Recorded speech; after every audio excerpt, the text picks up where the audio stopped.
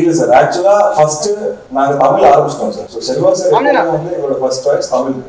Hindi version வந்து பண்ணும்போது தான் அமித் சார் வந்து கதை கேட்டுட்டு ஹிந்தி வெர்ஷன் பண்ணலாம்னு சொன்னாரு.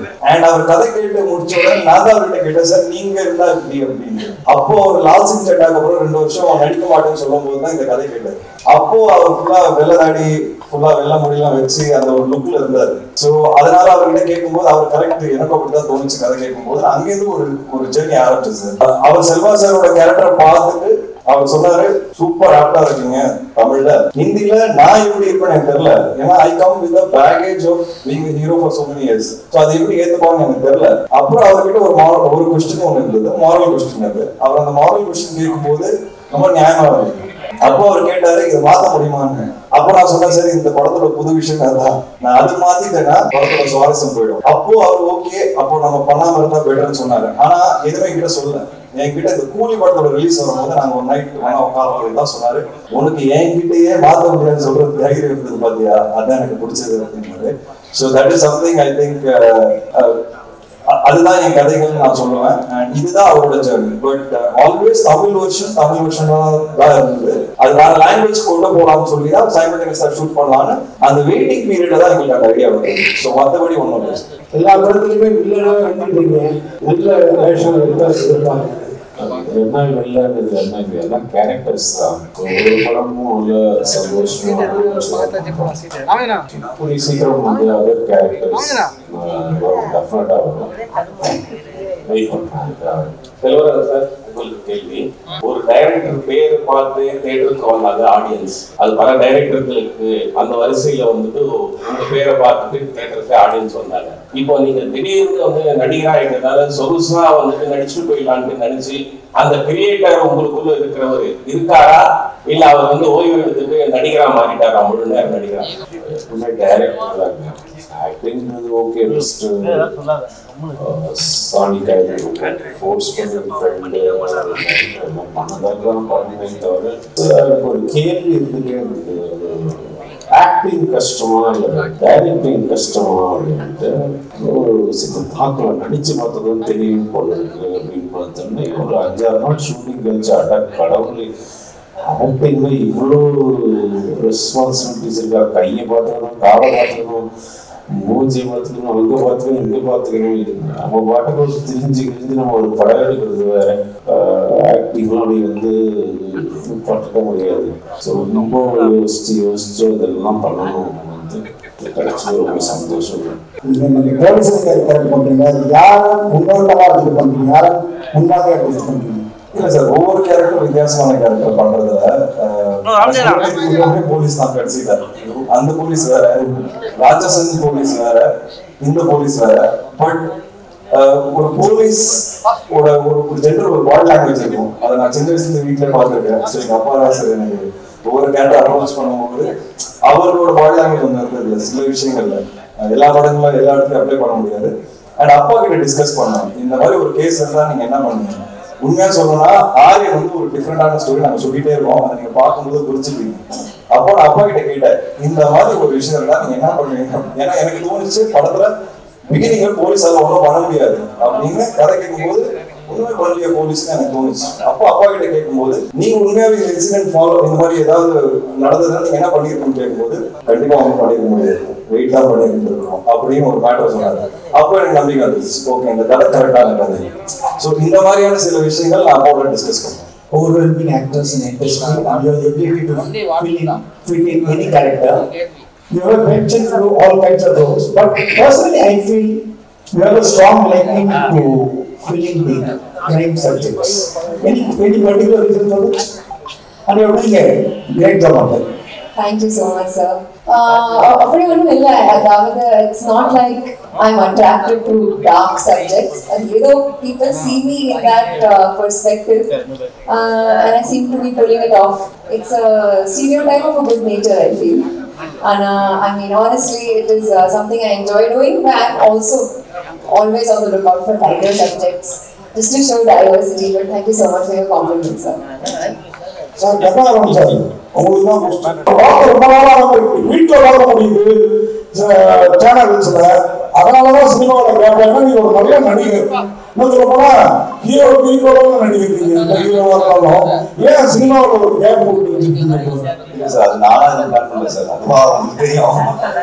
ஆக்சுவலா என்ன சொல்லணும்னா உண்மையை சொல்லியிருக்கேன். இப்போ கேட்டிருக்கீங்க என்னோட ஃபர்ஸ்ட் ரிலீஸ் கலகலப்பு, அதுக்கப்புறம் பாத்தீங்கன்னா பீஸா, சூதுகோவம், ஜெகதண்டா, இன்டர்நெட் நாவை, யாமருக்க பயமே. ஸோ நான் என்ன நினைச்சேன்னா இப்படிதான் சினிமான்னு நினைச்சேன், எல்லாமே பிளாக் பஸ்டர். அதுக்கப்புறம் இந்த ஜேர்னில தான் பார்த்தேன் அப்ஸ் அண்ட் டவுன்ஸ் எல்லா கேரக்டரும் இருக்கும் அப்படின்ட்டு. விஷ்ணுக்கு நல்லா தெரியும், நிறைய வாட்டி நான் விட்டுட்டு போயிடணும்னு முடிவு பண்ணிட்டேன். சினிமா வேண்டாம் எனக்கு, அது நல்லா பார்த்தது இல்லை இது மாதிரி.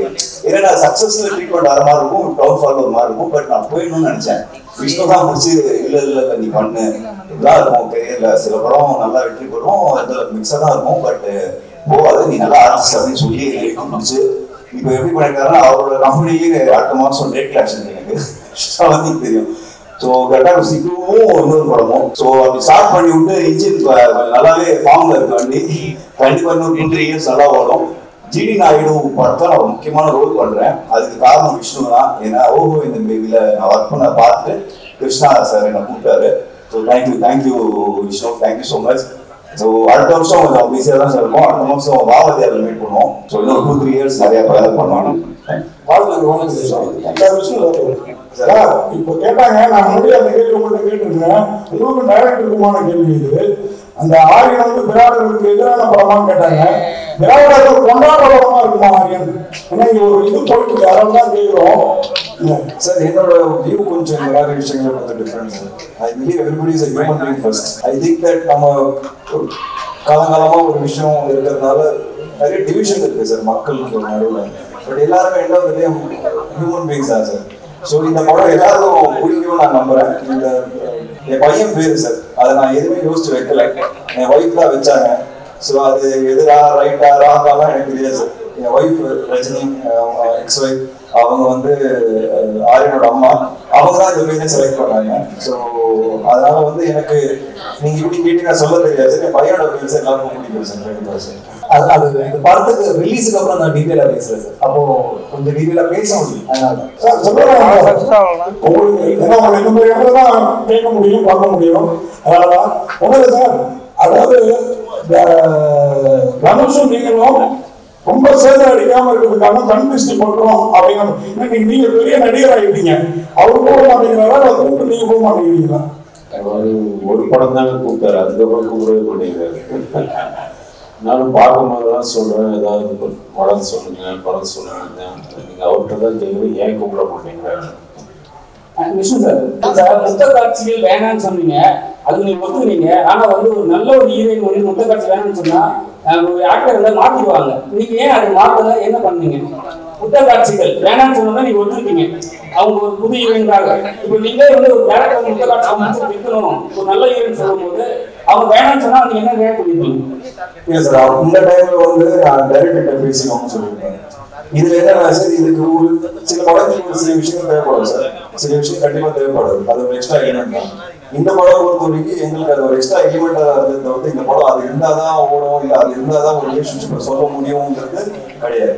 அதனால அதை நானும் டைரக்டர் ஸ்பாட்ல பேசிட்டு டிசைட் பண்ணி இதுக்கப்புறம் அப்படி ஷூட் பண்ண வேணாம் நாங்கள் டிசைட் பண்ணோம். ஏன்னா அவங்களோட கரியர் கிராஃப்னு ஒன்று இருக்கு சார். அந்த கரியர் கிராஃப் அவங்களுக்கு நான் என்ன ஆசைப்படுறேன்னா சார், நம்ம படங்கள் எல்லாருக்கும் வளரணும்னு ஆசைப்படுறேன். ஸோ அந்த ஒரு விஷயம் தூக்குறதுனால அவங்க வளர போறாங்கன்னா ஃபியூச்சர்ல அவங்க வேற விதமான கேரக்டர்ஸ் வரும் அப்படின்னா அந்த ஒரு சின்ன விஷயம் பண்றது தப்பே கிடையாது. பட் அது கண்டிப்பா படத்துக்கு முக்கியம் அப்படின்னா நான் கண்டிப்பா டைரக்டர் கிட்ட பேசணும்னு சொல்லுவேன். நாட் ட்ராடிஷன் புரியுது சாங்கசி, ஆனா பவுண்டியோட வந்து அரெஸ்ட் பண்ணி உங்களுக்கு கூட்டு வராங்க, அது சாங்கசி ஸ்ட்ராட்டஜி எதுவும் கிடையாது. எனக்கு வந்து என் பையன் இந்த ஃபங்க்ஷனுக்கு வரணும்னு ஆசை சார், அவ்வளவுதான். ஸோ அவர் எப்படி வந்தா நல்லா இருக்கும்னு யோசிச்சேன். அவர் பேர்ல படம் பண்றேன். ஸோ அவரை என்ன அரெஸ்ட் பண்ணி கொண்டு வந்தா நல்லா இருக்கும்னு நினைச்சேன். நான் இந்த படம் மட்டும் ஓடலாம் அவனை சாவடிச்சிருங்கிற அளவுக்கு தான் அதோட இன்டர்வியூ மீனிங். அதனால ஒரு போலீஸா கூப்பிட்டு வந்தேன். அண்ட் என் சின்ன வயசுல என்கிட்ட ஒரு போட்டோ இருக்கு. எங்க அப்பா போலீஸ் ட்ரெஸ் போட்டிருப்பாரு, நான் ஒரு சின்ன வயசு போலீஸ் ட்ரெஸ் போட்டிருப்பேன். அதே போட்டோ வந்து இன்னைக்கு எடுக்கணும்னு ஆசைப்படுறேன். என்னோட போலீஸ் ட்ரெஸ் மேல இருக்கு, மேல போய் அவர் இன்னைக்கு போட்டிருக்காரு. சேர்ந்து அதே மாதிரி ஒரு போட்டோ ரெப்ளிகேட் பண்ணணும்னு ஆசைப்படுறேன். அதனால அவர் அந்த ட்ரெஸ்ல கொண்டு வந்துருக்கேன். சார், அப்புறம் அமீர்கான் வந்து நீங்க பேசிருக்கீங்க. அமீர்கான் வந்து தமிழ்ல நடிச்ச உடனே கூலி படம் வந்து ஃபெயிலியர் ஆயிடுச்சு. அதுக்கு சொல்லிட்டாரு ஒரு இன்டர்வியூல, நீங்க நெக்ஸ்ட் வரைக்கும் வந்து வேஸ்ட் பண்ணிட்டாங்கன்னு. ஏதாவது சஜஷன் பண்ணாரா? அதெல்லாம் வந்து அதனால சார் அவரு அந்த மாதிரி ஒரு இன்டர்வியூ கொடுக்கவே இல்லைன்னு சொன்னாரு சார். அது ஒரு இன்டர்வியூ நடுவில் வந்தது இல்லை, அவர் எதிராக இன்டர்வியூ கொடுத்தாருன்னு அதோட போட்டோஸ் நான் எடுத்து அமைச்சேன் அவருக்கு. சரி இந்த மாதிரி எல்லாரும் பேசிட்டு இல்லை நான் பேசல நான் உடனே கிளியர் பண்ணிடுறேன்னு சொல்லி அவர் ஒரு ப்ரெஸ் ரிலீஸ் கொடுத்தாரு. அவர் வந்து பியூர் லவ் ஆஃப் ரஜினி சாருக்காக வந்து பண்ணியிருக்கிறாரு. அண்ட் அவர் ஹாப்பி தான். இப்போ வந்து நான் வந்து அங்கே கிடைச்சதுக்கு அந்த சீன் ரஜினி சாருக்காக எக்ஸ்க்ளூசிவாக வந்து பண்ணியிருக்கேன். I'm very happy. I have nothing in my heart and சொல்லியிருக்காரு. அண்ட் அது வெளியும் சொல்லிட்டாரு. சார் படத்துல உங்களோட கேரக்டர் பேர் வந்து அறிவுரை நம்பி அப்படின்னு இருந்துச்சு அந்த நேம் பேட்சில் பார்க்குறது. ரஜினி சாரோட பேர் வந்து அந்த பழைய தில்லுமுள்ளு படத்துல வந்து அந்த அறிவுரை நம்பி அதை வச்சுதான் வச்சுங்க ரஜினி சார் கோசம் வைக்கணுமே இல்லைன்னா நீங்க யதார்த்தமா வச்சிருக்கீங்க? இல்ல சார், நான் அதை டிசைட் பண்ணேன், டைரக்டர் தான் டிசைட் பண்ணாரு. ஸோ அவர்கிட்ட நான் கொடுத்துட்றேன். டேரக்டரே சொன்னாங்க. So there could be some inspirations behind that name. Yes, you are probably in the right track. Yeah. கண்டிப்பா இந்த படத்துல இருக்கு. நான் எப்பவுமே நான் அடிக்கடி சொல்லுவேன், believe cinema influences the society. நான் நிறைய வாட்டி சொல்லியிருக்கிறேன். அதை நம்ம எல்லா படத்துல மெசேஜ் சொல்லணும்னு அவசியம் கிடையாது. பட் அது சொல்றதுக்கு ஒரு ஆப்பர்ச்சுனிட்டி கிடைச்சதுன்னா அது கண்டிப்பா சொல்லணும். ஆனா அது ரொம்ப நேக்கா சொல்லணும் சார். அண்ட் கெடுக்க கூடாது சினிமா மூலியமா, அதுவும் நான் ரொம்ப நம்புறேன். இந்த படத்துல ஒரு சின்ன மெசேஜ் இருக்கு, அது இப்போ சொல்ல முடியாது. நீங்க பார்த்து இல்ல சார் இப்போ சொல்ல முடியாது, ஏன்னா அது சொல்லிட்டேன்னா உங்களுக்கு அந்த சுவாரஸ்யம் பிரேக் ஆயிடும். ஸோ அது வந்து நீங்க படம் பார்த்து சொல்லி கண்டிப்பா ஒரு நல்ல மெசேஜ். சினிமாவுக்கு வந்து ஒரு 15 வருஷம் 20 படம் பண்ணிட்டீங்க. ஸோ பேட்டியில வந்து எனக்கு யாருமே சினி இண்டஸ்ட்ரியில ஹெல்ப் பண்றது இல்லை, நான் தனியா வரேன் நடிகர் நீங்க ஹெல்ப் பண்ணேன்னு ரொம்ப ஒழுக்கமா சொல்லியிருக்கீங்க. ஏன் ஹெல்ப் பண்ண மாட்டேங்காங்க, என்ன காரணம்? இப்போ யாராவது ஹெல்ப் பண்றாங்க? இல்ல சார், ஹெல்ப்னு இல்லை, என்ன ரெகக்னைஸ் பண்ணல அப்படின்னு எனக்கு சின்ன வருத்தம் வந்து சார். ஏன்னா என்னோட ஒவ்வொரு படமும் வந்து நான் ஒரு படமா கன்வெர்ட் பண்றதுக்கு 1 வருஷம் 2 வருஷம் ஆயிடுது சார். இப்போ கட்டா குஸ்தியே பாத்தீங்கன்னா 6 ப்ரொடியூசர் மாறிடுச்சு. வேலன் வந்துடுற வெள்ளக்காரன் 4 ப்ரொடியூசர் மாறிடுச்சு. எஃப்ஐஆருக்கு அவர் சொன்னார் பாருங்க 3 ப்ரொடியூசர் மாறிடுச்சு. ராஜசனுக்கு அப்புறம் எனக்கு 9 படம் டிராப் ஆச்சு. ஐ டோன்ட் டிசர்வ் ஆல் திஸ்ன்னு சொல்ல வரேன். ஸோ அந்த வலி அந்த வரணும் எனக்கு இருக்கு. அதனாலதான் சார் ஃபுல் ஃபிளெஜ் ப்ரொடியூசரா மாறணும். இப்போ மாறும்போது எஃப்ஐஆர் கட்டா குஸ்தி ஒரே வருஷத்துல விட்டு கொடுக்குறாங்க. திருப்பி வெளியே போய் படம் பண்ணலான்னு பார்த்தா 3 வருஷம் ஓடிச்சு சார். திருப்பி என் படம் திருப்பி கையில் எடுக்கும் போது தான் ஆரியன் ஒரே வருஷத்துல திருப்பி வர ஸ்கிரீனுக்கு. அதனால இப்ப அடுத்த 5 படம் நான் என் ப்ரொடக்ஷன் தான் பண்ணேன், வெளியே பண்ண மாட்டேன்னு நான் டிசைடே பண்ணிட்டேன் சார். இந்த ஒரு வருத்தம் தான் சார் எனக்கு. இது ஒருத்தர் மேல இருக்குன்னு கேட்டீங்கன்னா கிடையாது. இது ஜென்ரலா என்னோட ஃபீலிங், அது என்னோட வருத்தம். அப்புறம் நடிகர்கள் பத்தி நீங்க கேட்டீங்க, அப்படி நான் ஒன்றும் சொல்லல. பட் என்னன்னா சார், என்னோட படம் ரிலீஸ் ஆகும்போது எனக்கு ஒரு நம்ம ஒரு அட்மையர் பண்ற பல பேர் இருக்காங்க சார் சினிமால. யாருமே கால் பண்ணி பெருசா விஷ் பண்ணது இல்லை. அந்த படம் பயமா ஓடும். அவங்க எல்லாருமே என்னோட டேட்டஸ் கால் பண்ணிடுவாங்க, கால் பண்ணி மீட்டிங் கூட அரேஞ்ச் பண்ணிடுவாங்க. ஆனா எனக்கு கால் வராது. அந்த மாதிரியான வருத்தங்கள் எனக்கு இருக்குது. அது ஏன் நமக்கு தொடர்ந்து இப்படி நடக்குது? ஏன் இப்போ நான் ஒரு படம் பார்த்தேன் சார், ஒரு சமீபத்தோடு 1-2 படங்கள் நான் அவங்களுக்கு கால் பண்ணி 20 நிமிஷம் பேசியிருக்கேன். புது ஆர்டிஸ்டா இருந்தாலும் நிறைய படங்கள் பண்ண ஆர்டிஸ்டா இருந்தாலும் எனக்கு அந்த ஆசை.